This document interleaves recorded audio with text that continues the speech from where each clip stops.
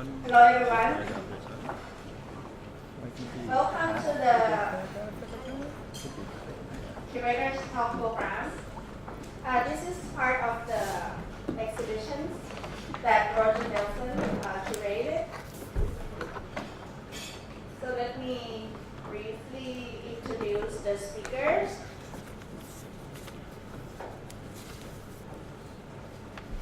ขออนุญาตพูดภาษาอังกฤษนะคะเดี๋ยวจะได้มีการแปลเกิดขึ้นจะให้พี่พูดภาษาอังกฤษพูดภาษาอังกฤษอะไรก็ได้แล้วก็เดี๋ยวจะค่อยแปลให้ Roger Nelson is an art historian and independent curator based in Phnom Penh, and he's just completing his PhD at the University of Melbourne about the modern and contemporary art in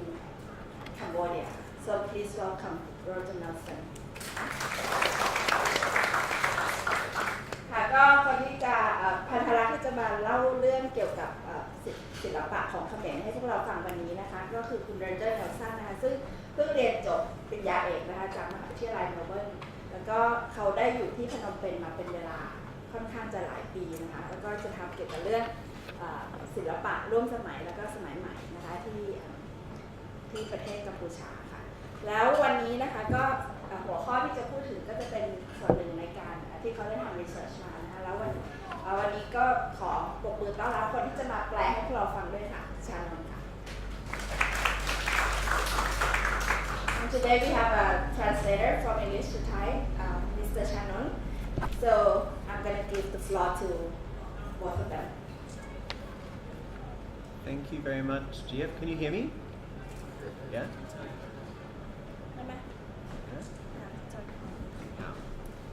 Hello. Hello. Yeah, okay. Thank you, Jeb, and thank you also to Tak, to Eric, to the whole team at Jim Thompson. Thank you to Kenji for translating. Thank you to all the artists who are participating in the exhibition. Thank you to the team at Southeast of Now, Directions in Contemporary and Modern Art in Asia, the journal that we launched last month. And thank you all for coming. This lecture will go for about an hour-ish with translation, and there'll be time for questions at the end. So if you have questions, please hold them until the end. ครับก็ก่อนอื่นก็ขอบคุณทางทีมงานผู้จัดนะครับแล้วก็วารสาร Southeast of Now แล้วก็ทุกๆคนนะครับที่มาก็ทอล์กนี้ก็จะประมาณชั่วโมงกว่าแล้วเดี๋ยวถ้ามีคำถามอะไรก็รบกวนเก็บไว้สำหรับตอนท้ายนะครับ Okay, so following the artist talk and the journal launch last month at the exhibition's opening, this is the first of 3 lectures that we've organised to accompany the exhibition People, Money, Ghosts, Movement as Metaphor. And today's lecture is primarily sort of introductory and historical in nature. So I'm not claiming to propose any kind of new theory of modern painting, but rather I'm just simply introducing a few kind of examples from Cambodia, although not all by Cambodians, I should say, which aren't so widely known. Next month's lecture on the 20th of May by the Chiang Mai-based artist and academic Tassanai Tassari will be more theoretical in nature, considering how to frame the kind of diasporic communities of Thais and others in the United States. And then in June, the exhibition will close with a lecture by Kuala Lumpur-based art historian Simon Soon, who will look at the ways in which the history of an art historian born in Sri Lanka and based in the US called Ananda Kumaraswamy, the way that his history has been kind of constructed through amateur and official accounts that transcend national categories. ก็ทอล์กนี้ก็เป็นส่วนหนึ่งของงานกิจกรรมที่จัดร่วมกับนิทรรศการที่อยู่ฝั่งตรงข้ามนะครับก็ People Money Ghosts ก็หลังจากเดือนที่แล้วคือมี Artist Talk ไปแล้วนี่ก็จะเป็นทอล์กแรกในอีก3ทอล์กที่อาจจะเป็นเชิงวิชาการนิดหนึ่งซึ่งทอล์กของโรเจอร์ก็จะแนะนำประวัติศาสตร์ศิลปะสมัยใหม่ในเขมรในกัมพูชาใช่ไหมครับแล้วก็เดือนหน้าก็จะมีทอล์กของอาจารย์ทัศนัยที่จะพูดถึงชุมชนศิลปินพลาสติกและ diasporic artist ของคนไทยในประเทศไทยแล้วก็ในอเมริกาแล้วก็ทอล์กสุดท้ายในเดือนมิถุนายนก็อาจารย์ไซมอนสูดก็จะมาพูดเกี่ยวกับนักประวัติศาสตร์ศิลป์ชาวอินเดียอนันดาคุมรสวามีก็เกี่ยวกับจุดเริ่มต้นของประวัติศาสตร์ศิลป์ในช่วงต้นของศตวรรษที่ 20 So this talk is about the emergence of modern painting in Cambodia during the first half of the 20th century, and I have two main aims in taking up this subject today. The first is simple, just to introduce aspects of this little-known history, including so that it may be productively compared with more widely discussed cases from elsewhere in Southeast Asia, including perhaps from Thailand. And the second and slightly more complex aim is to think about this historical narrative historiographically. That is, to think about the way that this history has been written and talked about,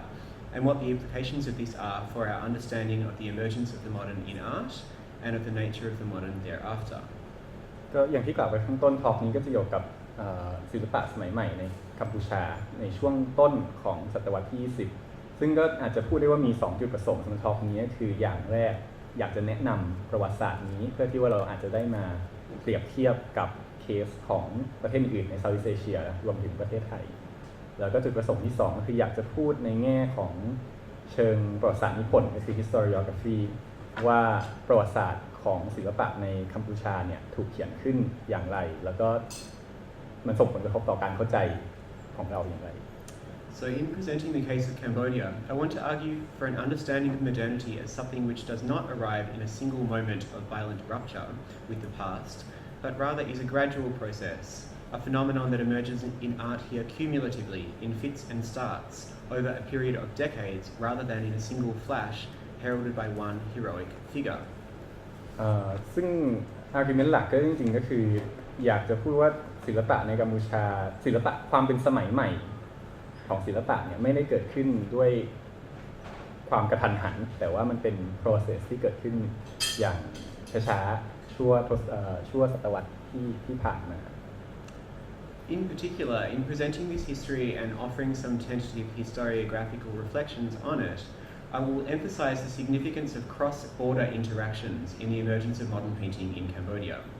These cross-border interactions are numerous and sometimes overlapping.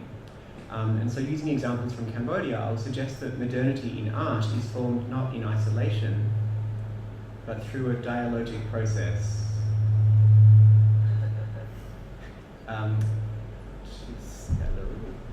To say this more sharply, modernity in art is not confined by national borders or respectful of them, but rather it shifts nimbly across and between nation states. ก็ในท็อปนี้ก็อยากจะเน้นย้ำความสำคัญของการปฏิสัมพันธ์ข้ามพรมแดนใช่ไหมข้ามชาติซึ่งบางครั้งก็ซึ่งเกิดขึ้นบ่อยครั้งแล้วก็ตลอดมาในศตวรรษที่ 20 ใช่ไหมครับแล้วก็อยากจะเน้นย้ำว่าความเป็นสมัยใหม่เนี่ยเราไม่สามารถ define ด้วยขอบเขตของประเทศชาติได้แต่ว่าก็คือคงจะต้องคิดเป็นในหลักของการข้ามชาติใช่ไหมครับ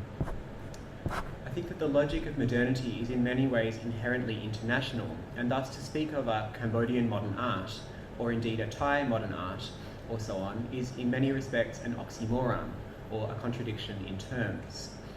Such categories should be considered merely terms of convenience, tools for ease of communication, a kind of strategic essentialism of the kind advocated by cultural theorist Gayatri Spivak. ก็ถ้าเราคิดเบื้องต้นว่าตรรกะของความเป็นสมัยใหม่เนี่ยมันเป็นสิ่งที่มีความเป็นนานาชาติอยู่ในตัวเองเพราะฉะนั้นการที่เราจะมาพูดถึงศิลปะประจำชาติมันก็ดูจะเป็นสิ่งที่ขัดแย้งหรือย้อนแย้งกัน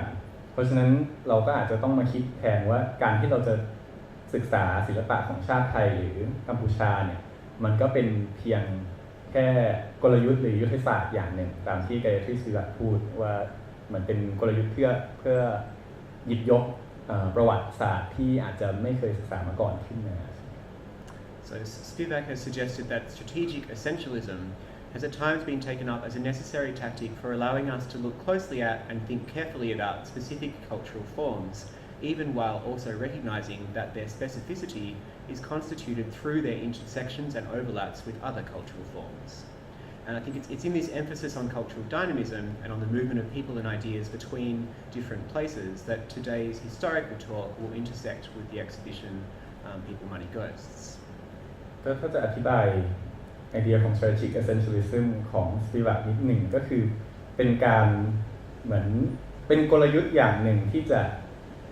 research หรือศึกษา ส่วนใดส่วนหนึ่งของวัฒนธรรมอย่างเจาะลึกแต่ว่าในขณะเดียวกันก็รับรู้ถึงความเหลื่อมล้ำของมันว่ามันมีความเชื่อมโยงกับรูปแบบของวัฒนธรรมอื่นๆด้วยใช่ไหมครับก็อย่างที่บอกเจ้ก็จะเน้นย้ำว่ามันเป็น cultural dynamism หรือเป็นความพลวัตของวัฒนธรรมซึ่งมีการเหมือนส่งต่อกันในหลายๆพื้นที่ So the structure of the talk today is like this. I'll begin by sort of sketching what has previously been the dominant narrative about Cambodia's modern art history. I'll then briefly compare it with other foundational national art histories from the region. Then I'll look in detail at a Japanese artist called Suzuki Shigenari, who has been previously held up as being the singular kind of pioneer of modern painting in Cambodia. I'll follow this by looking at some of his predecessors, chiefly an artist called To Ngoc Van from Hanoi. And then I'll end with some sort of speculative questions about Cambodian temple-style paintings from the beginning of the 20th century. ก็เอาไลน์ของเลคเชอร์วันนี้ก็ตามบนจอเลยนะครับก็ตอนแรกก็อยากจะพูดถึงประวัติศาสตร์ศิลปะของกัมพูชาที่ถูกเขียนขึ้นไว้อยู่แล้วนะครับแล้วก็จะเปรียบเทียบกับประวัติศาสตร์ศิลปะของประเทศอื่นๆในภูมิภาคแล้วก็จุดที่3ก็จะพูดถึงศิลปินชาวญี่ปุ่นคนนี้ซึ่งในอดีตก็ถือว่าเป็นเหมือนถูกถือว่าเป็นศิลปินสมัยใหม่คนแรกของกัมพูชาแล้วก็หลังจากนั้นก็จะพูดถึงศิลปินที่ต่างๆมานะครับ So in emphasizing the importance of cross-border interactions and foreign actors in the emergence of modern art, I don't claim to be making a new argument, I'm really just presenting some new examples. I'm also arguing against the predominant understanding within Cambodia and in prior scholarship on Cambodian modern art. The way that this history has been previously written for Cambodia is really quite at odds with the way that it has been told in many other parts of Southeast Asia. The usual story about the emergence of modern art in Cambodia goes a bit like this. ก็ก่อนที่จะเข้าเรื่องก็อยากจะบอกว่าสิ่งที่พรีเซนต์วันนี้ก็ไม่ได้เป็น argument ใหม่แต่เป็นสิ่งที่นักวิจัยคนอื่นก็เคยพูดมาก่อนหน้านี้แล้วแล้วก็อยากที่จะเริ่มจากจุดที่ว่าประวัติศาสตร์ศิลปะในกัมพูชาที่ถูกเล่าในประเทศกัมพูชาเองเนี่ยมันค่อนข้างต่างจากสิ่งที่คนอื่นภายนอกได้รับฟังฉะนั้นก็อยากจะเริ่มจากมุมมองภายในก่อน Okay, so this is the usual story. So first, the French arrive in Cambodia. They're very impressed by the temples of Angkor Wat, yet with typical colonialist racism, very unimpressed by modern-day Cambodians. So they decide that Cambodian art education should be all about reviving and preserving what they call traditional Khmer arts, rather than about artistic modernization.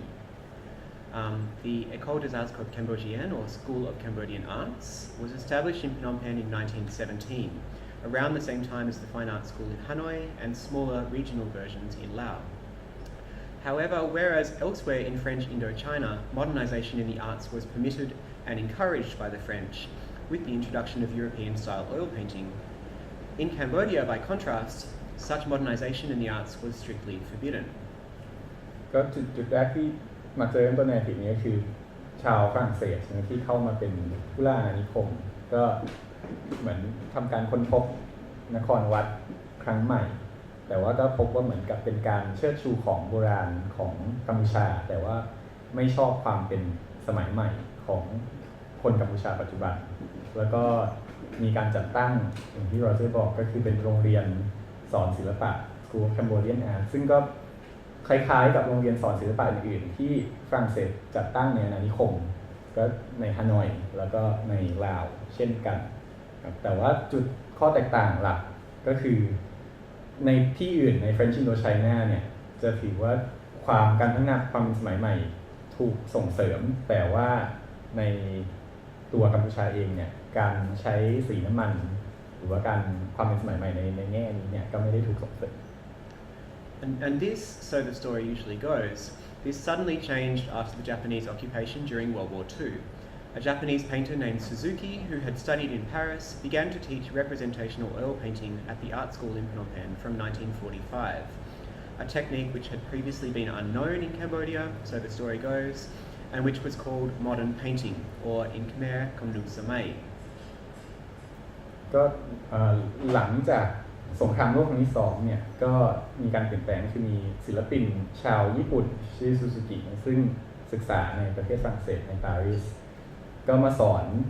การเขียนภาพเหมือนจริง representational painting ซึ่งเป็นภาพสีน้ำมัน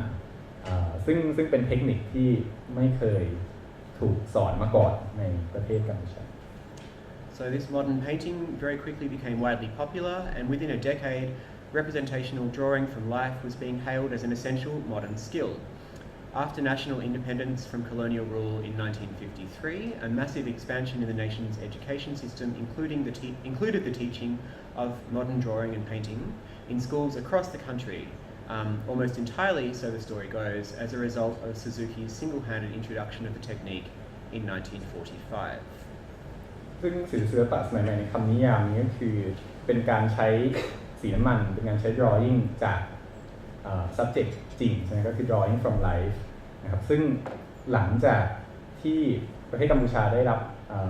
independence หลังจากเป่าประกาศอิสรภาพในปี 1953 เนี่ยก็มีการนำการสอนทักษะ oil painting หรือ drawing รูปแบบนี้กลายเป็นการศึกษาปกติในระดับชาติก็เหมือนเป็น curriculum ของชาติ So obviously this is a bit of an oversimplification, but the central thing to the main point that I'm trying to get across here is that the way that the narrative has usually been told is that modern painting arrived in a singular moment of rupture with the arrival of this man, Suzuki. ซึ่ง point หลักของการเล่าเรื่องในรูปแบบนี้คือซูซูกิเนี่ยก็เหมือนเป็นฮีโร่เป็นคนที่ทำให้ทุกอย่างเปลี่ยนไปใช่ไหมครับหลังสงครามโลกครั้งที่ 2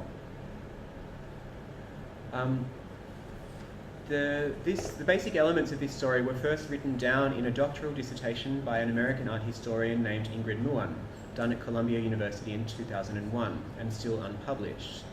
Ingrid Muan drew primarily on interviews with the handful of artists who had been taught by Suzuki, who had then survived the Khmer Rouge genocide of the 1970s, a genocide in which an estimated 80 to 90% of artists were killed. ก็เรื่องที่เล่ามาโครงเรื่องทางประวัติศาสตร์นี้ก็คือมาจาก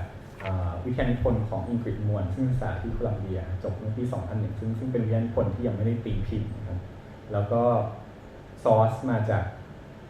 อินเทอร์วิวกับศิลปินที่รอดชีวิตมาจากการฆ่าล้างของเขมรแดงซึ่งประวัติศาสตร์นี้คือมีประมาณ 80-90% ศิลปินที่เสียชีวิตไปในช่วงปี 60-70 Ingrid Muan's version of the story has been repeated in numerous Khmer language publications as well by excellent art historians like San Pala and in this recently published book by Prip Chanmara on the history of the art school in Phnom Penh, published to celebrate its 100-year anniversary. ซึ่งประวัติศาสตร์ที่อิงกฤษมวนได้ร่างไว้เนี่ยมันก็ถูกพิมพ์ซ้ำถูกนำกลับมาใช้ใน publication ที่เห็นอยู่บนจอเนี่ยIngrid Muan's claim that the arrival of Suzuki brought with it a precipitous transformation in visual art in Cambodia is a claim that I take to be exemplary of a certain kind of historical writing which privileges moments of rupture in narrative's modernity. To be clear, Ingrid Muan's research was definitely pioneering and it forms an essential foundation for all subsequent work, including my own. But her account of the conjoined arrival of the visually modern technology of drawing and painting from life with the arrival of Suzuki overstates Suzuki's centrality and overlooks important precursors. Her account also doesn't register the kind of multiple and transnational forces that together shaped Suzuki's pedagogy and practice. Thus, it overemphasizes a sense of rupture in the emergence of the modern in Cambodian arts. ก็จะพูดข้างต้นว่าคือวิทยานิพนธ์อิงกฤษมวนก็แน่นอนสำคัญมากสำหรับการวิจัยถัดไปแต่ว่าอยากจะเน้นย้ำในเลคเชอร์นี้ว่าอิงกฤษมวนได้เหมือนเ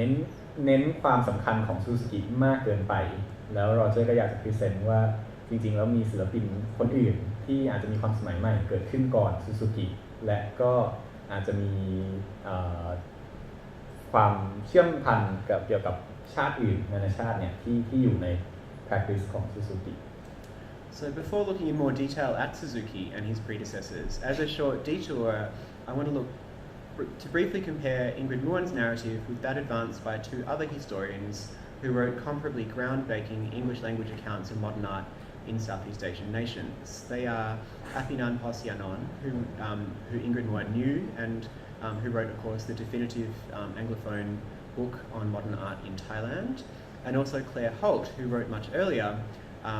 a key study on Indonesian arts, which situated modern art within a larger historical narrative. ซึ่งถ้าจะเปรียบเทียบอิงกฤษมวลกับ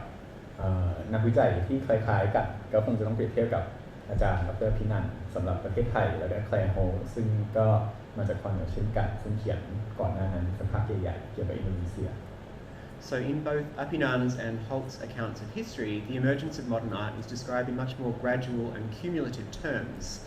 and with reference to numerous transnational contributions rather than one singular hero figure.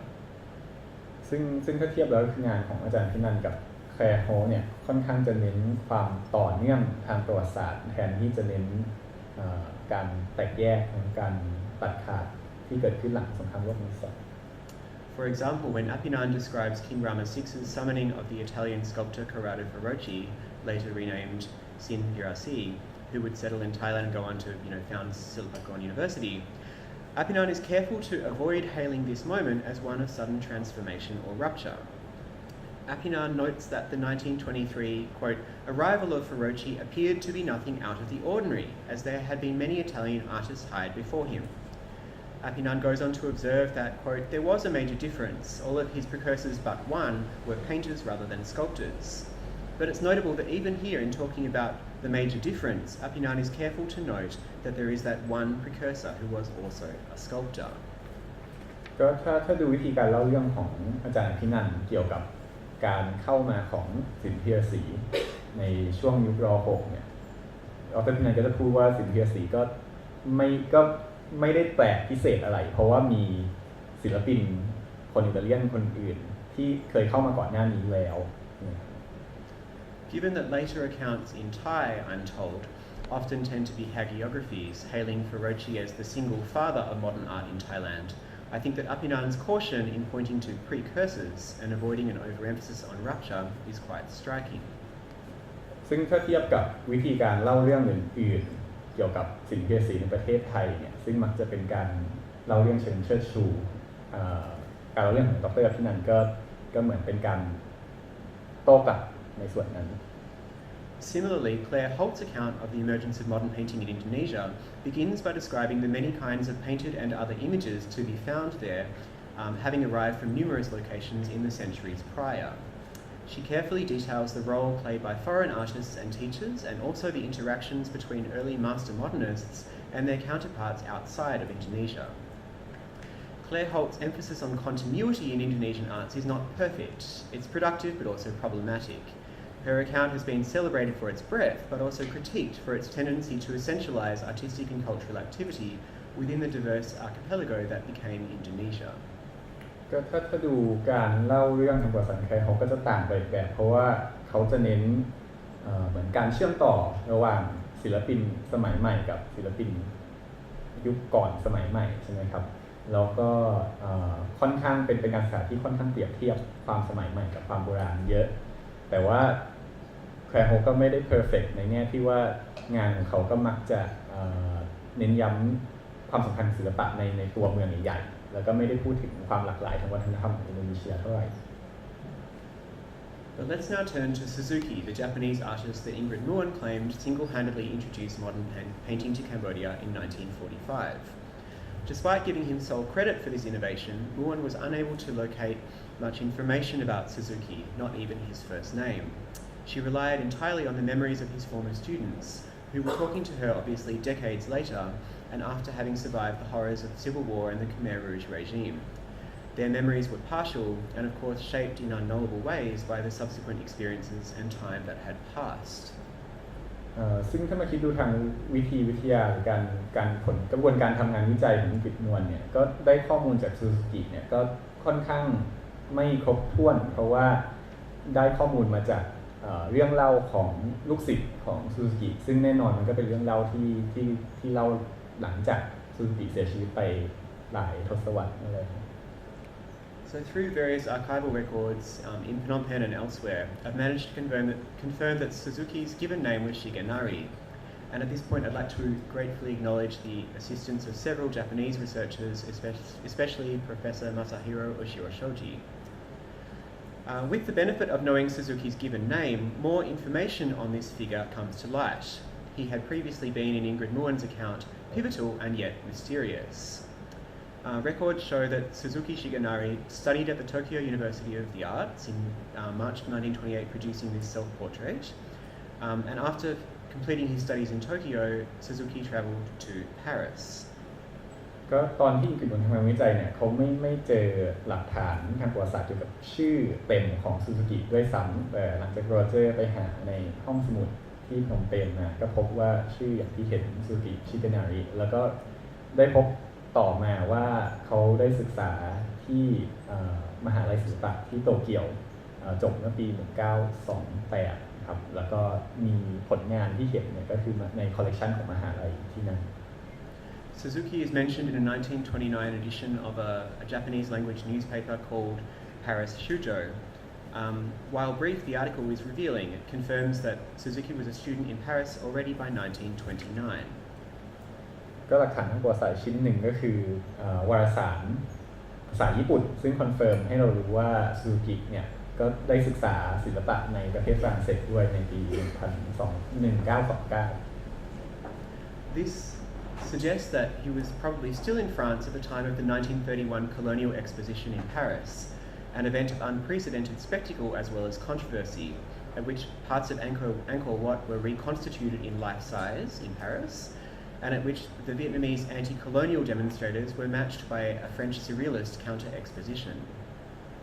ซึ่งจากหลักฐานตรงนี้เราก็อาจจะคาดเดาได้ว่าซูซูกิก็คงจะอยู่ที่ปารีสในปี 1931 ตอนที่มีการจัด World Expo ที่ปารีสแล้วก็มีการก่อสร้างตัวจำลองหุ่นจำลองขนาดจริงของนครวัดขึ้นที่ปารีสซึ่งก็เป็นช่วงที่มีเรื่องราวทางการเมืองค่อนข้างเยอะเพราะมีทั้งการประท้วงต่อต้านอาณานิคมของฝรั่งเศสด้วย In other words, Suzuki Shigenari was in Paris at a time of swift and sharp transformations in relations between the colonizing and the colonized in the metropole. A cultural historian and theorist of Indochina named Panibong Norint notes that in 1929, an overwhelming majority of the 5,000 Indo-Chinese people living in France were under police surveillance. ก็พูดง่ายๆคือซูซูกิเนี่ยไปเรียนที่ปารีสในจุดหักเหของความสัมพันธ์ระหว่างตัวหัวเมืองฝรั่งเศสกับอาณานิคมต่างๆของฝรั่งเศสซึ่งก็อย่างที่นักวิจัยคนหนึ่งได้พูดไว้ว่าในปี 1929 เนี่ยก็คนอินโดจีนส่วนใหญ่ที่อยู่ในปารีสเนี่ยก็ถูกตำรวจจับดูก็จับคอยเซอร์เวลก็คือคอยตามเพราะว่าเหมือนไม่เชื่อใจThe article in the Paris Shujo magazine also suggests ways in which Suzuki's French education shaped his way of working and teaching later in life in Cambodia. It reports that Suzuki left Paris to travel to the south of France for 10 days with a fellow Japanese student before returning to Paris. ก็ในวารสารภาษาญี่ปุ่นเนี่ยก็พูดเช่นกันเกี่ยวกับเรื่องว่าการเรียนรู้ของซูซูกิในประเทศฝรั่งเศสเนี่ยก็ส่งผลต่อการสอนการสร้างเคอริคูลัมของเขาในประเทศกัมพูชาแล้วก็ซูซูกิเองก็ได้เที่ยวทั่วฝรั่งเศสกับเพื่อนชาวญี่ปุ่นด้วย One Cambodian artist who studied under Suzuki in Phnom Penh named Pantra later recalled that Suzuki forbade painting from photographs or from the imagination. According to Pantra, Suzuki instead encouraged his students to go outside and draw or paint from direct observation at landmarks around Phnom Penh. ซึ่งถ้าพูดถึงวิธีการสอนซูซูกิก็อาจจะพูดได้ว่าเขาไม่ชอบให้นักเรียนทำ drawing จากรูปภาพถ่ายจริงๆแต่ต้องการให้นักเรียนออกไปวาดภาพจากโมเดลจริง But as Pantra also recalls, one of the only known surviving paintings by Suzuki, this image of a reservoir in Angkor, was done not outside at Angkor, but rather in the classroom in Phnom Penh after a short trip to Angkor. Pantra explains that this was because the painting was too big and Suzuki couldn't go there because it's too far. But he didn't paint it from photographs either. He made sketches and took notes at Srasrang as a model for the painting, Mantala explains. ก็จะพูดถึงกระบวนการทำงานมันก็มีการขัดแย้งกันนิดนึงเพราะว่านี่คือหนึ่งในไม่กี่ภาพที่ยังคงเหลืออยู่ของซูซูกิแต่ว่าภาพนี้ก็ไม่ได้เขียนขึ้นณสถานที่จริงแต่ว่าเขียนขึ้นจากสเก็ตช์แล้วก็โน้ตที่ซูซูกิได้จดไว้แล้วก็มาเขียนภาพขึ้นในสตูดิโอSo in other words, in the 1940s in Cambodia, Suzuki took a short trip to a rural area in order to sketch and take notes before returning to the national capital to make a painting model on those sketches and notes. And one can obviously speculate that he learned this modus operandi in France, where his short trip was also to an area famed for its picturesque vistas, and where he also returned thereafter to his classroom in the capital.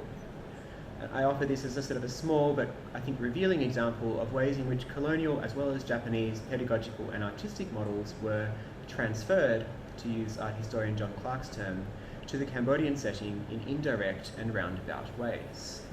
ก็ถ้าจะพูดถึงวิธีการผลิตงานซูกิเนี่ยก็จะพูดได้ว่ามันถูกนำเข้ามาจาก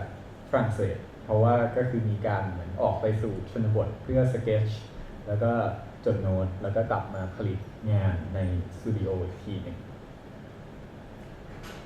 Suzuki's Srasrang painting clearly had a very strong impact on his student Nyak Dum, who was at the time and remains now the most famous Cambodian modern painter from the period. As late as 1975, Nyak Dum painted precisely the same scene of Srasrang with precisely the same composition. We can safely assume that Nyak Dum's later painting was made either from memory or from observation of Suzuki's work, because by 1975 it was impossible to travel from Phnom Penh to Angkor due to the escalating civil war and this area being in a Khmer Rouge zone. ซึ่งจะพูดถึงความสำคัญทางประวัติศาสตร์ของรูปภาพนี้ก็อาจจะพูดโยงถึงงานของลูกศิษย์เอกของซูซูกิซึ่งก็เป็นศิลปินที่ขึ้นชื่อจะเรียกว่าที่สุดในเขมรก็ได้ซึ่งก็คือภาพนี้ถูกเขียนขึ้นในปี 1975 ซึ่งณตอนนั้นเนี่ยมันเป็นไปไม่ได้แล้วที่จะเดินทางไปสู่เลคนี้เพราะมีสงครามที่เกิดขึ้นใช่ไหมเพราะฉะนั้นมันก็เหมือนกับว่าให้เราเห็นถึงการที่ลูกศิษย์เนี่ยก็ต้องเรียนแบบจากอาจารย์หรือว่าเป็นการวาดจากความทรงจำ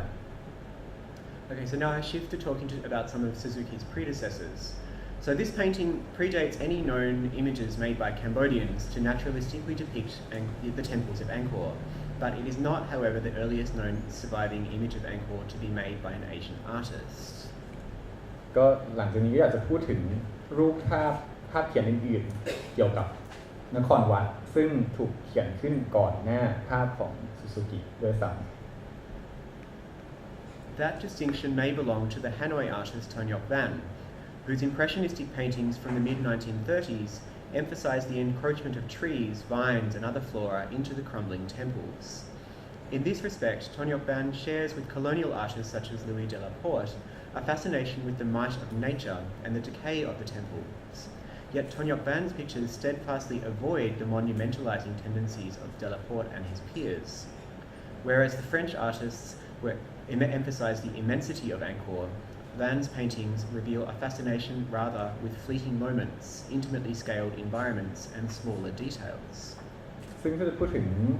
ศิลปินเอเชียคนแรกที่ทำภาพเขียนสีน้ำมันของนครวัดก็จะต้องย้อนกลับไปถึงศิลปินเวียดนามคนนี้ซึ่งทำขึ้นในปี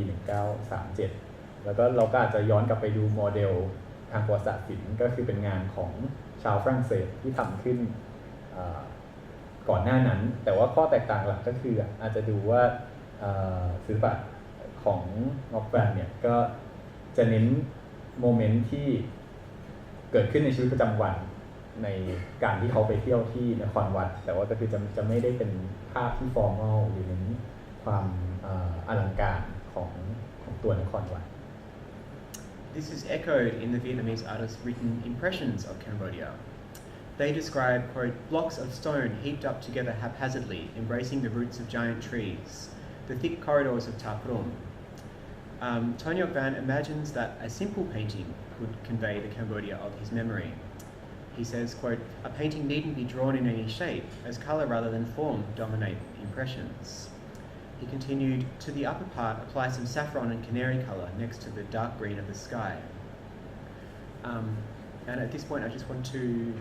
again gratefully acknowledge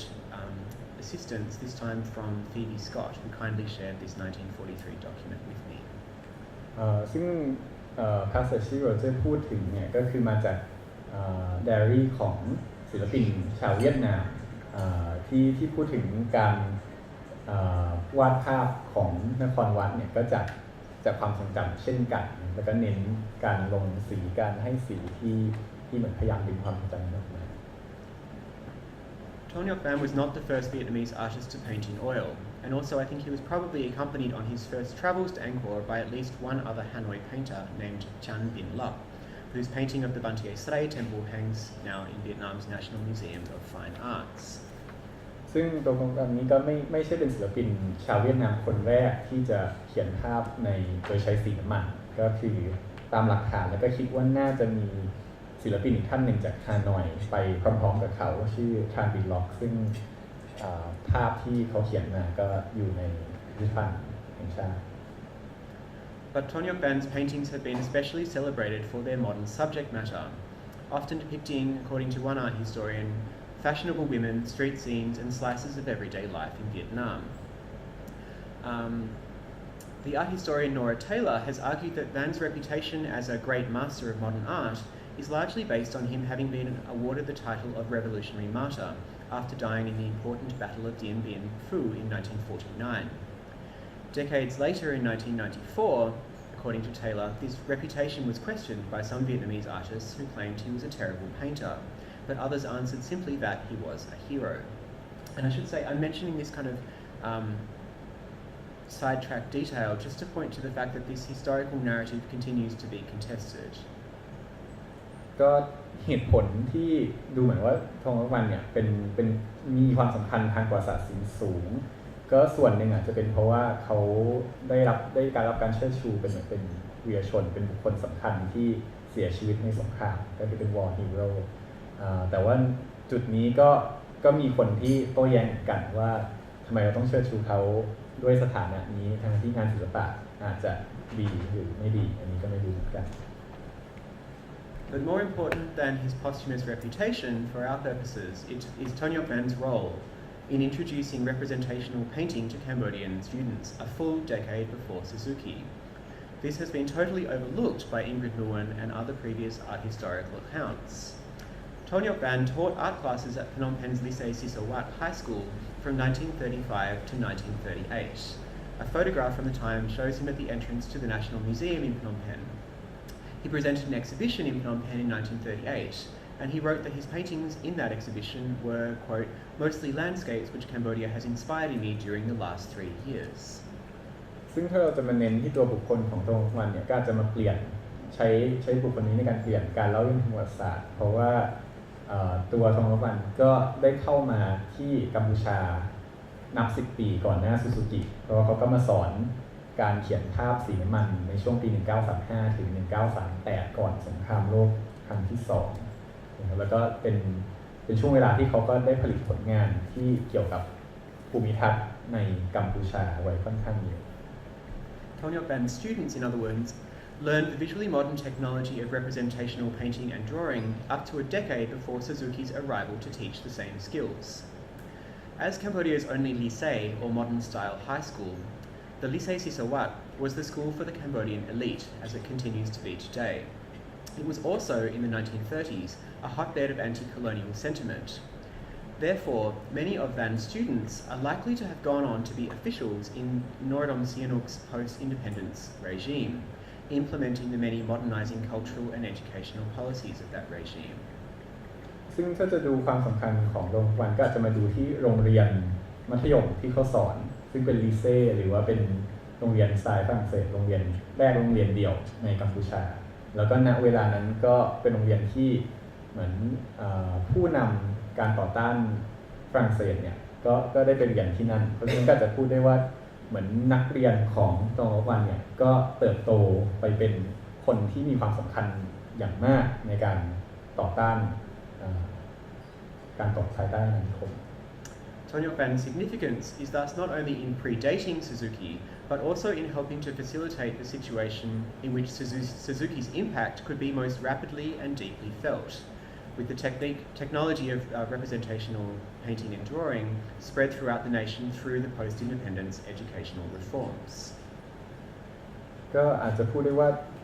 ความสำคัญของตรงนั้นเนี่ยไม่ใช่แค่เฉพาะว่าเขามาก่อนซูซูกิแต่ว่าเป็นเพราะว่าเขามีความสำคัญมากในการเปลี่ยนระบบการศึกษาในกัมพูชาก่อนหน้าสงครามโลกครั้งที่2ด้วยซ้ำ Now, obviously, it's entirely possible that Thongyok Ban's importance in introducing modern painting before Suzuki has been overlooked by previous historians simply because the archival evidence is very scant and is dispersed. However, the omission may also have been motivated by a conscious or unconscious understanding of history as defined by ruptures and as propelled by singular heroic figures. Also, and I think importantly, the deep and widespread prejudice among many Cambodians against the Vietnamese must also be considered a factor in the erasure of Thongyok Ban from the Cambodian national art historical narrative. ก็จะมาคิดว่าทำไมศิลปินเวียดนามคนนี้ถึงดูจะถูกลบหายไปจากประวัติศาสตร์ศิลปะกัมพูชาก็อาจจะมีหลายเหตุผลว่าอย่างแรกคือข้อมูลนั้นเข้าถึงยากใช่ไหมครับแต่อย่างที่สองก็คือก็จะพูดถึงการเหยียดเชื้อชาติระหว่างชาวกัมพูชาและชาวเวียดนามซึ่งก็ยังเกิดขึ้นอยู่ในปัจจุบัน While Thongyok Ban is the only Asian artist known to have taught in Cambodia before Suzuki, there are numerous other traces of cross-border kind of interaction. There were no lycées in Laos at the time, so several Laotians came to study at the Lycée Sisawat and then also at the School of Cambodian Arts. There were Vietnamese officials who worked as kind of colonial elites in the School of Cambodian Arts and so on. Lots of sort of fragmentary traces of these kind of cross-border interactions with the other parts of Indochina at the time. ซึ่งก็อาจจะพูดถึงอิทธิพลของตองฟันในเชิงภูมิภาคมากขึ้นก็คือว่ามีนักเรียนจากส่วนอื่นๆของอาณานิคมก็คือจากลาวและจากเวียดนามที่ก็ได้เข้ามาเรียนที่ลิเซ่ที่พนมเปญในช่วงปี 1930 แล้วก็คิดว่าน่าจะนำไอเดียของตองฟันกลับไป The evidence for a lot of those exchanges is really quite scant, partial, and dispersed. For those exchanges in the first half of the 20th century. And my research has primarily focused rather on the period after independence, and these are some images of artworks produced by Cambodians during that period which circulated abroad. But cross-border exchanges in education and the arts during the colonial period, the first half of the 20th century, have in fact been significantly underexplored. ก็ถ้าจะพูดถึงการแลกเปลี่ยนทางวัฒนธรรมข้ามพรมแดนในช่วงต้นของศตวรรษที่ 20 เนี่ยคือจะเรียกว่าแทบไม่ได้มีการเขียนประวัติศาสตร์เรื่องนี้เลยเพราะว่ามีข้อมูลที่น้อยมากแล้วก็ส่วนงานจริงๆงานวิจัยของเราเองก็จะเน้นช่วงหลังได้รับอิสรภาพแล้วเพราะฉะนั้นนี่ก็จะเป็นส่วนงานวิจัยที่มีข้อมูลน้อย By contrast, studies of the contemporary and of contemporary art in Cambodia as elsewhere tend to more frequently focus on transnational and cosmopolitan dialogues. I hope that the few examples that I've talked about serve to suggest that the intra-regional movement of humans, and by extension of ideas and technologies, is not a new phenomenon exclusive to the contemporary. Rather, it was also an important feature of the colonial period, significant in the emergence of modern painting. ก็ถ้าพูดถึง point argument คือการแลกเปลี่ยนทางวัฒนธรรมข้ามพรมแดนเนี่ยมันก็ไม่ใช่ว่าเพิ่งมาเกิดขึ้นในยุคของศิลปะร่วมสมัยมันแต่เกิดขึ้น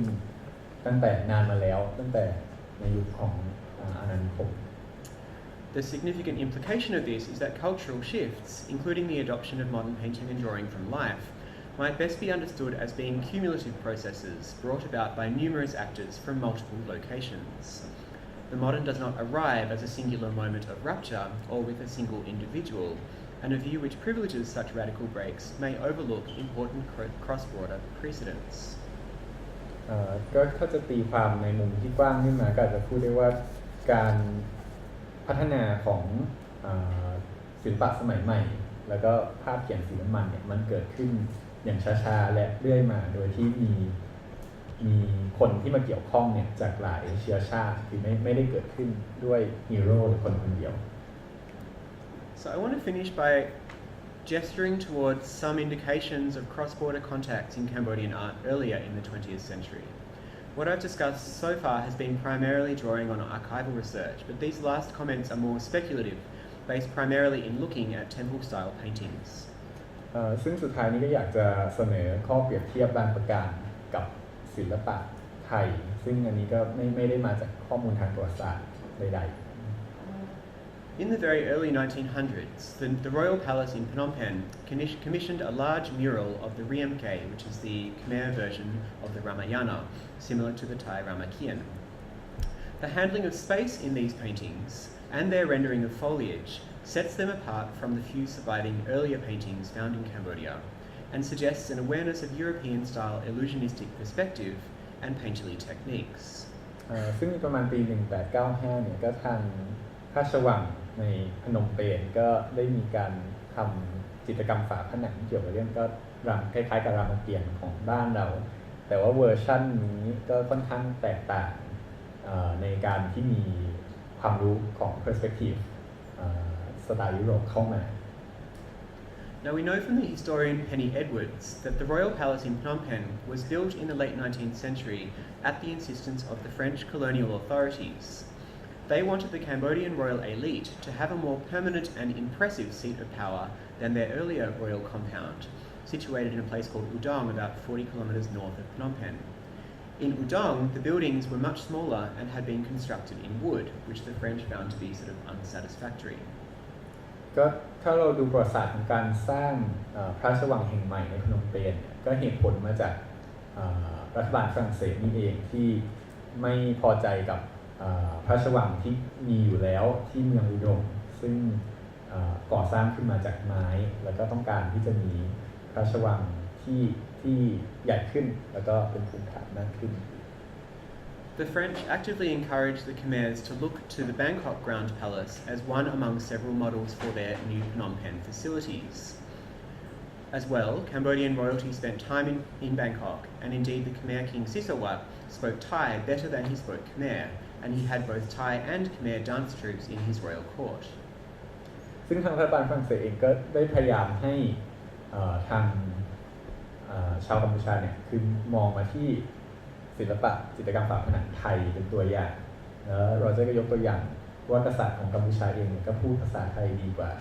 ภาษาอื่นด้วยซ้ำ Given this, might it not seem likely that the Cambodian painters commissioned to make the Ramayana murals in the Phnom Penh Palace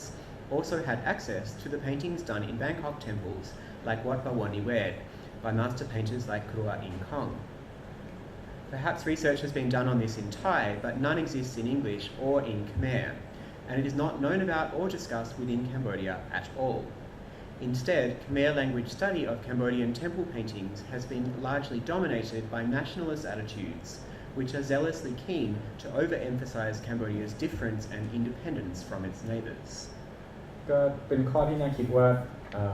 ศิลปินชาวเขมรหรือช่างชาวเขมรเนี่ยได้เข้ามาเห็นภาพจิตรกรรมฝาผนังของไทยในยุคนั้นหรือเปล่าอย่างเช่นภาพของหัวอินโค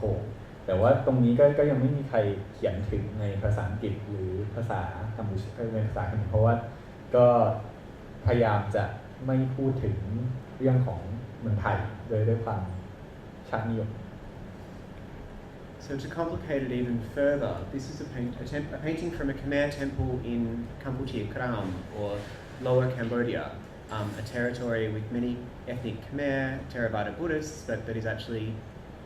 part of modern-day Vietnam. ก็อันนี้ก็เป็นภาพจิตรกรรมฝาผนังจากตอนใต้ของกัมพูชาซึ่งตอนนี้ก็เหมือนกับอยู่ติดกับเวียดนามแล้วก็เป็นแหล่งที่มีการปฏิสัมพันธ์ทางวัฒนธรรมเนี่ยระหว่างพุทธเถรวาทแล้วก็ชาวพุทธรูปแบบอื่นค่อนข้างเยอะ So I want to end with this sort of speculative and unresolved question about the possibility of cross-border interactions between Khmer and Thai temple painters, rather than by offering any neat conclusion. I want to indicate that looking at the migratory nature of modern painting, the importance of cross-border interactions, and the gradual emergence of the modern in visual art is something that needs further attention, especially in the case of Cambodia, where comparatively little research has been done. Most previous scholarship in both English and Khmer and French I should add, has been dominated by an emphasis on historical rupture, singular heroic figures, and nationalist agendas. ก็ถ้าจะพูดจบเนี่ยก็คือไม่ได้อยากจะ offer conclusion อะไรแต่ว่าอยากจะให้เราพยายามคิดถึงงานวิจัยที่ยังคงต้องทำต่อไปเกี่ยวกับ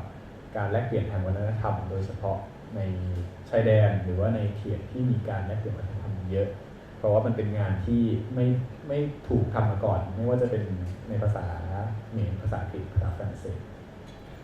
I hope that perhaps further attention to forgotten figures, brief encounters, cross-border exchanges, and speculative inquiries might help to complicate the narrative of the emergence of modern painting in Cambodia, and by doing so, to also enrich broader regional discourses on this topic.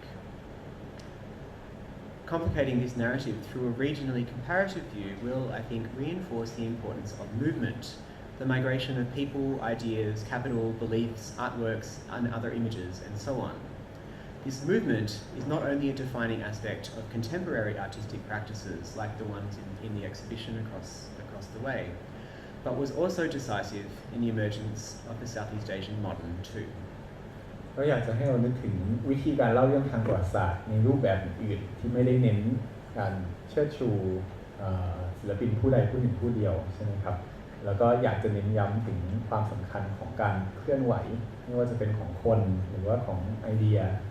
ของงานศิลปะเองก็ตามความเชื่อซึ่งจะทำให้เราเห็นถึง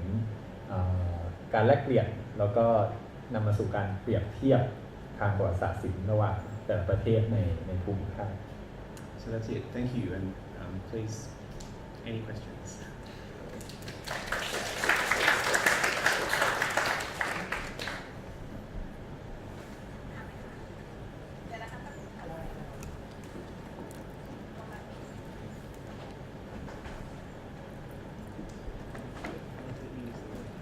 Hi, thank you. Roger, I wanted to ask you what drives you to do the research which you have shared with us today, and if you could shed some illuminating moments that you may have had. Thank you for the question. My research has primarily focused on arts in and around Cambodia after the independence period. So what I presented today is really the kind of lead-in or background to that research. And I suppose part of what drives me is an awareness of a kind of an exciting energy of art historical research into modern art in other areas of Southeast Asia, and seeing that Cambodia is one of a few places that has been largely sort of left out of those inquiries. So I suppose that's the beginning of what motivated me. Why do you think Cambodia has been left out? Should we translate first? Okay, sure. ก็คำถามก็คือทำไมโรเจอร์ถึงสนใจมาทำงานตรงจุดนี้มีแรงบันดาลใจอะไรบ้างซึ่งคำตอบคือจริงๆมันเป็นในยุคที่พูดถึงวันนี้เนี่ยมันเป็นยุคก่อนหน้างานวิจัยหลักของโรเจอร์ซึ่งจริงเน้นยุคหลังประกาศอิสรภาพแต่ว่ามันก็เป็นส่วนสำคัญของประวัติศาสตร์ศิลปะสมัยใหม่ในกัมพูชาที่ไม่ค่อยมีใครพูดถึงแล้วก็ดูเหมือนว่ากัมพูชาจะถูก left out หรือว่าไม่ค่อยมีใครพูดถึงในระดับภูมิภาคเช่นกันWhen I say left out, I don't think there's some kind of conspiracy about it. And there are many interesting researchers doing work on Cambodia. But the reason why I think it's been less prominent compared to other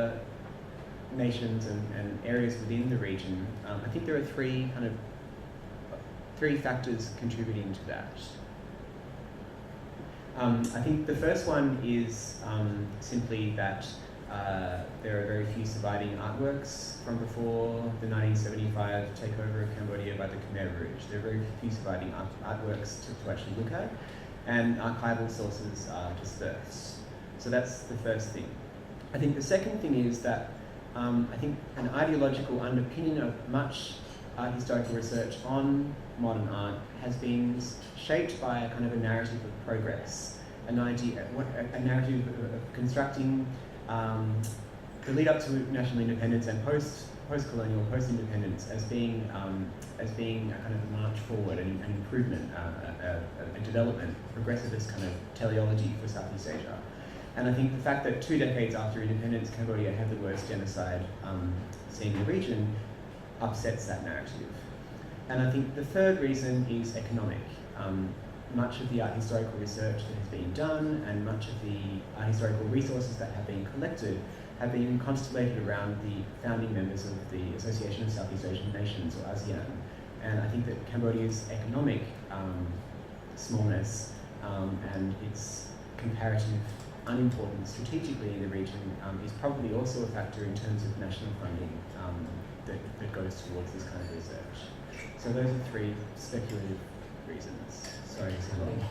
ซึ่งคำถามคือทำไมดูเหมือนว่ากัมพูชาไม่ได้รับความสนใจในระดับภูมิภาคซึ่งเราจะให้มา3เหตุผลเหตุผลแรกคือว่าศิลปะที่สร้างขึ้นก่อนหน้าปี 1975 ก่อนเขมรแดงเนี่ยก็แทบจะไม่หลงเหลือให้เราศึกษาเลยเพราะถูกทำลายไปหมดแล้วเหตุผลที่2ก็คือว่าการเล่าเรื่องประวัติศาสตร์ก็มักจะเล่าเรื่องในเชิงการพัฒนาของความก้าวหน้าที่เพิ่มพูนขึ้นเรื่อยๆใช่ไหมครับแล้วก็การที่มีการเหตุการณ์ที่รุนแรงมากการฆ่าล้างเชื้อชาติเกิดขึ้นเนี่ยมันก็ทำให้นักประวัติศาสตร์ศิลป์เนี่ยเล่าเรื่องตรงนี้ได้ยากว่าจะพูดถึงเหตุการณ์นี้ยังไงดีส่วนเหตุผลที่3ก็อาจจะเป็นเหตุผลทางเชิงเศรษฐกิจว่าแน่นอนประเทศกัมพูชาก็มีเศรษฐกิจที่ค่อนข้างเล็กเมื่อเทียบกับประเทศอื่นในอาเซียนแล้วก็ไม่ค่อยรับความสนใจในจุดนี้ Thanks for the questions. Any other questions? No.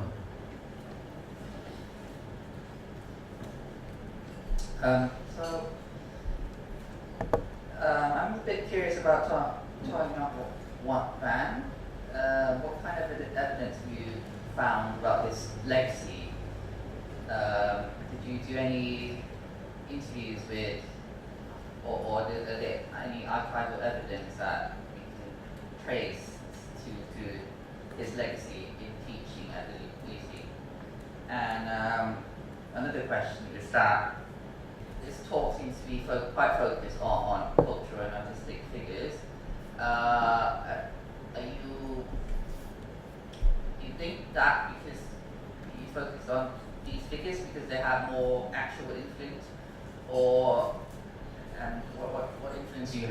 think like political figures or elites who may have studied in France or in Vietnam have on bringing modernity to Cambodia? Sorry, can you repeat the second part of the question? This talk seems to be a bit focused on artists and cultural figures. I'm a bit curious what kind of influence the political elites might have on cultural policy during that era, during the pre-independence era, Okay. and how that might be because they studied in metropolitan France or in Vietnam or etc. Okay. Thank you for the questions. The first question first on evidence for Thong Yok Ban's legacy. So he taught at the Lycée Sisawat from 1935 to 38, which means that there are unfortunately no students of his that have survived that I know of that I can interview. I have found archival records that demonstrate that some of his students went on to be senior figures in Sihanouk's government immediately after national independence, which means that some of the people who learnt modern drawing and painting from him went on to kind of implement the kind of cultural and educational reforms afterwards. There is archival evidence for that. But other than that, there is absolutely no evidence whatsoever for his legacy, because the only artists who studied under Suzuki who survived the Khmer Rouge, who Ingrid Muon interviewed 20 years ago when she was writing her doctoral dissertation, have all now died or become too ill to talk. So the fact that none of them mentioned Thong Yok Ban to her might mean that they were all unaware of him, or it might not, and there's really simply no way of knowing. But I think there's another kind of evidence which is maybe in the paintings themselves, that the ways in which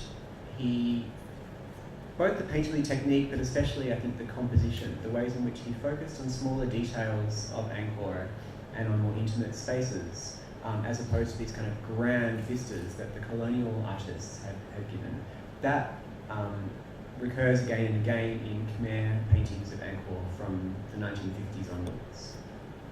ก็คำถามแรกก็คือว่าใช้หลักฐานทางประวัติศาสตร์อะไรบ้างที่จะมาพิสูจน์ถึงอิทธิพลของซองวันในสำหรับศิลปินรุ่นถัดมาใช่ไหมครับซึ่งเราจะพูดว่ามันเป็นสิ่งที่พิสูจน์ได้ยากเพราะว่าลูกศิษย์ของซองวันก็เสียชีวิตไปหมดแล้วอาจจะมีเอกสารทางประวัติศาสตร์บางส่วนที่ระบุให้เห็นว่ามีลูกศิษย์ของเขาที่ก้าวขึ้นไปสู่ตำแหน่งทางการเมืองที่สำคัญในรัฐบาลช่วงปี 4050 แต่หลังจากนั้นเนี่ยเราก็ไม่รู้แต่หลักฐานทางประวัติศาสตร์ที่อาจจะมาพิสูจน์ที่มาเสริมอาร์กิวเมนต์ตรงนี้ได้ก็คืออยู่ในรูปตัวภาพเขียนเองซึ่งอาจจะเห็นอิทธิพลในการจัด composition ของตองวันใน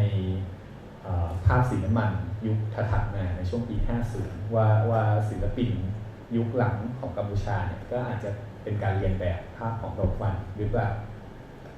On your second question about why am I talking about artists and cultural figures instead of the political elite, actually the two overlapped very closely. The most obvious example of that is the head of state, the former king and later prince Norodom Sihanouk, who led the nation to independence and then ruled the country for the following 17 years.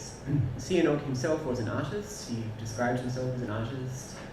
He spent a lot of his time, some people would say too much of his time, making movies, feature films, documentaries. He edited 4 or 5 different magazines in English, Khmer and French in which he pictured himself sitting at a painting easel or playing music and so on. So Sihanouk himself embodied the figure of a political elite who was also an artist and who sort of thought that this cultural modernisation and socio-economic modernisation should be very much linked together. On the other side of the political spectrum from Sihanouk, another of the most important artists from the period, who I showed one of his works earlier, the print of a demonstration holding up a placard saying US go home. I'll bring it up in a second. He was an artist called Song Yoon, who headed an oppositional artists group, a kind of proto-art collective, if you like, called the Association of Modern Khmer Painters. He was a senior member of the Communist Party of Cambodia, or the Khmer Rouge, and was great friends with Khieu Samphan, who was Pol Pot's number 2 in charge. So on both sides of the political spectrum, Sihanouk and the Khmer Rouge, political leaders were artists and artists were political leaders. ก็คำถามก็คือว่าทอล์กของโรเจอร์เนี่ยดูเหมือนกับว่าจะให้ความสำคัญกับบุคคลทางศิลปะเพียงไม่กี่คนและคำถามคือว่ามีบุคคลเหล่านี้มีความเกี่ยวข้องกับนักการเมืองหรือว่าคนที่ทำงานในรัฐบาลอย่างไรบ้างซึ่งโรเจอร์ก็พูดว่าเหมือนกับมันก็มีความเหลื่อมล้ำอยู่เยอะของคนที่มีตำแหน่งทางการเมืองสูงกับความสนใจทางศิลปะก็ยกตัวอย่างง่ายๆคือตัวกษัตริย์ของกัมพูชาเองโนโดมสินนุกซึ่งตัวเขาเองก็เป็นชอบถ่ายรูปแล้วก็ชอบทำภาพยนตร์ชอบเขียนภาพแล้วก็ในขั้วหนึ่งของการเมืองก็จะมีคนที่อยู่ในพรรคคอมมิวนิสต์พรรคเขมรแดงซึ่งก็ให้ความสนใจทางศิลปะไปอีกในรูปแบบหนึ่งเช่นกัน And I guess just to add to that, don't forget that Thongyok Ban himself was kind of hailed as a hero because he was a revolutionary martyr. Yeah. Thanks for the questions. Any others? Questions?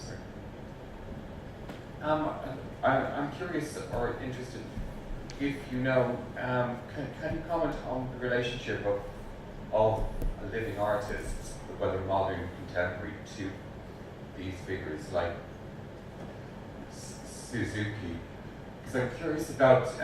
the comment via Alpinan that Silva Percy was one of a number of Italians. But on a sort of casual level, Silva Percy is heroized. He's not projected as this incredibly important person, and his role has yet to be politicized. So I'm curious, what relationship, if you know, do modern, contemporary, ก younger artists have to these figures? Thank you for the question. Yeah, that's why I was so struck by Apinan's caution in talking about the precursors, because I hear a lot about how Feroci or Birasi is kind of heroized. In terms of the attitude of living artists to Suzuki, those who study under him, as I said, are all either dead or senile, so can't talk to them. A younger generation of artists, or people in their 30s, who, when they were studying at the Royal University of Fine Arts, were taught by Ingrid Muan, the previous art historian who I talked about. She taught at that art school for a few years before she died. All of them learnt the narrative that I presented at the beginning of the lecture. All of them learnt that Suzuki was the great hero that introduced modern painting. None of them have ever seen a painting by Suzuki, and none of them know anything more about him other than that his name was Suzuki and he introduced modern painting. But the generation who studied after those 3 or 4 years, I think it was, when Ingrid Muan was teaching at the Royal University of Fine Arts, after that, people have no knowledge at all because there is no art historical curriculum whatsoever. ซึ่งคำถามก็คือว่าศิลปินรุ่นหลังเนี่ยศิลปินร่วมสมัยรู้จักซูซูกิหรือรู้จักบุคคลเหล่านี้มากน้อยแค่ไหนซึ่งคำตอบก็คือจริงๆก็เป็นการรู้จักผ่านการสอนประวัติศาสตร์ศิลป์ของอิงกฤษมวนเพราะอิงกฤษมวนก็เป็นอาจารย์ที่มหาวิทยาลัยในพนมเปญอยู่ 3-10 ปีก่อนที่จะเสียชีวิตแล้วก็คิดว่านักเรียนของอิงกฤษมวนก็คือรู้ถึงเรื่องราวของซูกิแต่ก็ไม่เคยเห็นภาพเขียนของซูกิเลยก็คือไม่ได้มีข้อมูลอะไรไปมากกว่านั้น But one thing that strikes me in the recorded interviews from the people who did study directly under Suzuki, the interviews that Ingrid Muan conducted 2 decades ago, is that almost all of them talk about it having been, with a sense of pride about the fact that Suzuki, the man to introduce modern painting, was, and I think they use the expression, Asian like us. No one talks about the fact that he was a leftover from the Japanese occupation, which was as brutal in Cambodia as it was everywhere else in the region. ก็จุดที่น่าสนใจอย่างนึงคือตอนที่อิงกฤษมวนไปสัมภาษณ์ศิลปินที่เป็นลูกศิษย์ซูซูกิเนี่ยก็ได้พูดถึงซูซูกิในแต่เชิงบวกว่าเป็นคนเอเชียเช่นกันเหมือนกับชาวกัมพูชาแต่ก็อาจจะไม่ได้พูดถึงส่วนที่เชิงประวัติศาสตร์ว่ามันก็การที่ซูซูกิมาอยู่ที่กัมพูชาได้ก็เป็นเพราะว่าประเทศญี่ปุ่นได้ยึดครองกัมพูชาในส่วนหนึ่งเป็นส่วนหนึ่งของสงครามโลกครั้งที่ 2 So thanks for the questions. It's 7:30 already, so do we have any more questions or?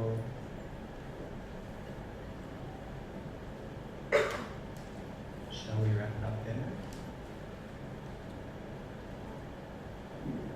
Because we start late, so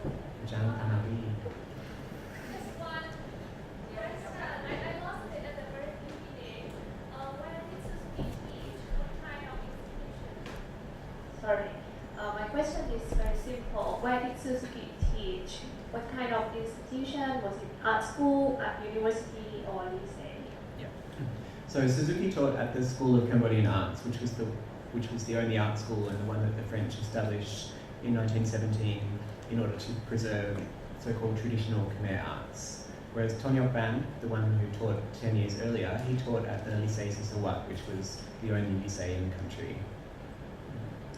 คำถาม Basically, the one that Suzuki taught is much larger, more important in terms of art education. In terms of the art historical narrative, yes, but in terms of the influence on the post-independence regime, maybe not, because the number of students is much smaller than compared to the Lycée Sisawat, and the Lycée Sisawat was the school for the elite who kind of went on to be the kind of post-colonial administrators. So in terms of his art historical importance, Suzuki's teaching at the art school was more important, but in terms of maybe kind of broader cultural history, perhaps Tonyok Ban teaching at Lycée Sisawat had greater influence. คำถามก็คือว่าซูซูกิเนี่ยสอนที่ไหนซึ่งซูซูกิก็คือสอนที่มหาวิทยาลัยศิลปะแห่งแรกและแห่งเดียวในพนมเปญที่ชาวฝรั่งเศสก่อสร้างขึ้นซึ่งถ้าจะพูดถึงอิทธิพลแล้วเนี่ยมันก็อาจจะจริงๆแล้วอาจจะมีอิทธิพลน้อยกว่า ตอนกลางวันด้วยซ้ำเพราะว่าตอนกลางวันสอนในโรงเรียนมัธยมปลายที่มีนักเรียนเยอะมากแล้วก็เป็นนักเรียนที่อยู่ในชนชั้นปกครองแล้วก็นำไปสู่การเป็นชนชั้นนำทางการเมืองในยุคถัดไป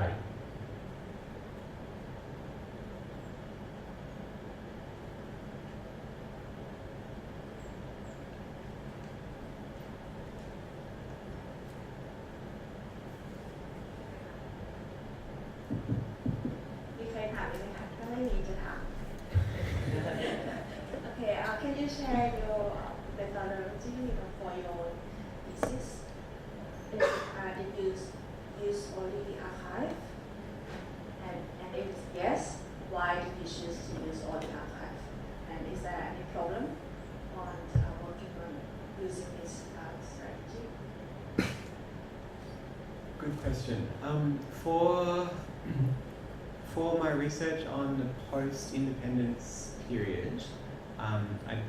looked primarily at archives, but also talked to a lot of older artists who, and not even artists, older people, about that period. For this earlier period, everyone is dead, can't talk to anyone. I relied almost exclusively on archives, but not only on archives in Cambodia, also on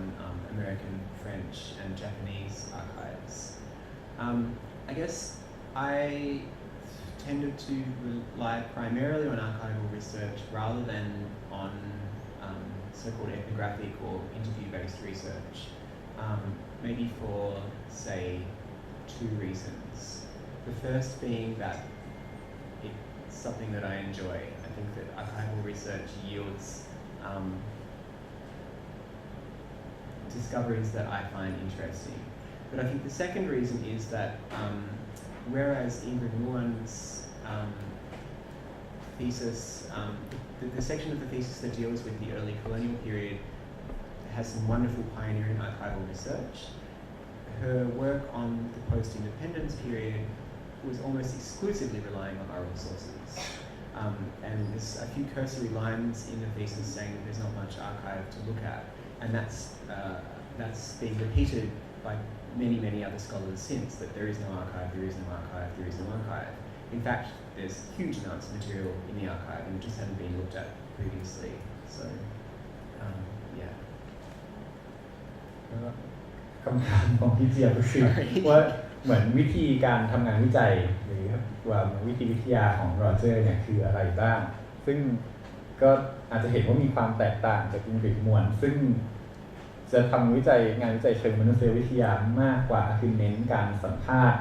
ศิลปินร่วมสมัยหรือศิลปินที่ยังมีชีวิตอยู่ใช่ไหมครับแต่โรเจอร์คิดว่าคือในยุคหลังประกาศอิสรภาพเนี่ยก็จริงๆแล้วก็ยังมีเอกสารทางประวัติศาสตร์ที่ยังคงเหลืออยู่ให้ศึกษาค่อนข้างเยอะไม่ใช่ว่าไม่มีเอกสารเลย Any last questions? More questions?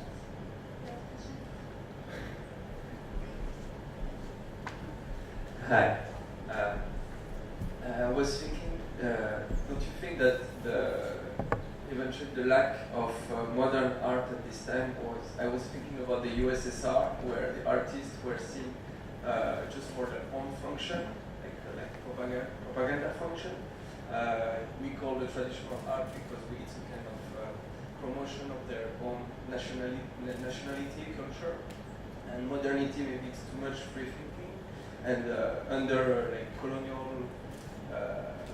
state, and after communism, maybe this kind of modernity was something that you don't really desire, or you try to destroy. If we can go back to the Second World War in Germans, when they were burning all these modern paintings and so on. I don't know, it's just so.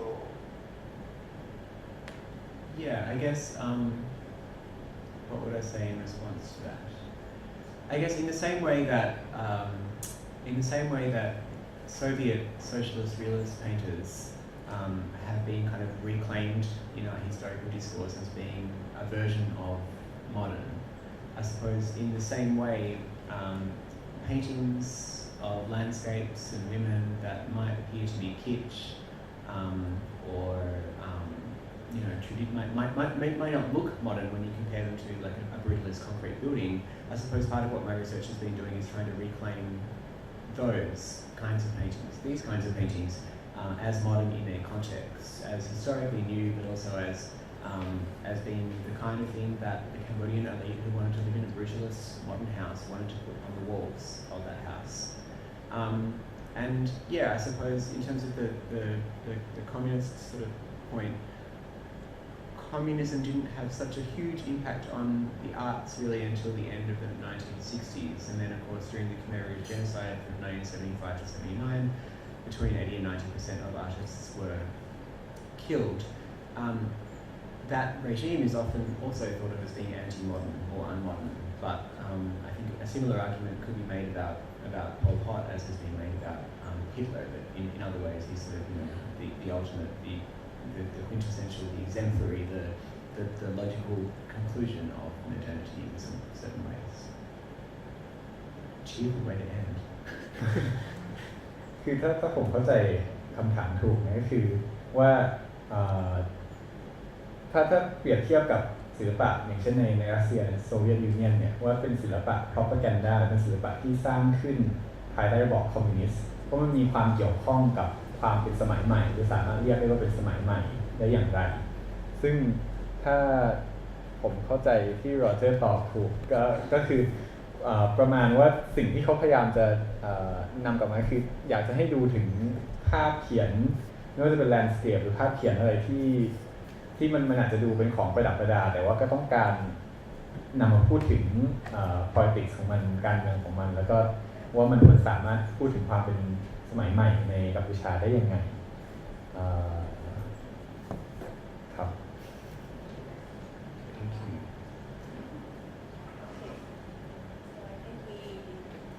should wrap up and give a big hand to Roger Nelson and Katie.